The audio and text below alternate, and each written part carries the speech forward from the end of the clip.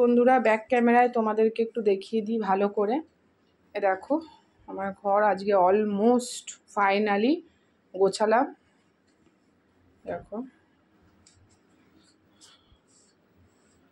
টিভির নিচ ফাঁকা হয়ে গেছে, এগুলো দরকারি জিনিস, আমার পার্স আর এই যে ছোটো মোবাইল, এগুলো একটা দরকারি জিনিস সামনেই রেখে দিই। দেখো শোকেসটা গোছালাম, সাথে সাথে ছেলে দেখো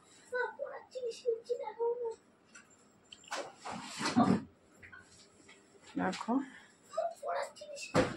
ওয়ার্ড্রপও আমার গোছানো হয়ে গেছে।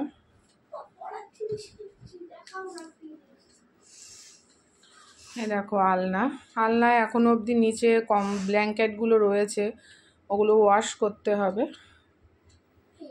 তো এই দেখো বিছানা, আর আমার ছেলে অলমোস্ট পড়তে বসে গেছে। ও অপেক্ষাই করছিল কখন বসবে, কিন্তু আমি বললাম আজকে দাঁড়া একটু লেট করে। আমি একেবারে ঘর দুয়ারটা গুছিয়ে অনেক দিন ধরে ঘর দুয়ারটা অগোছালোভাবে পড়ে রয়েছে, তো ফাইনালি পড়তে বসে গেছে। তো দেখো বন্ধুরা, বলো কমেন্ট করো যে কেমন লাগলো আমার সকালে আমার কাজটা। এরপর আমি রান্নাঘরে যাব, রান্না করব। দেখে নাও, আর একবার দেখিয়ে দিচ্ছি।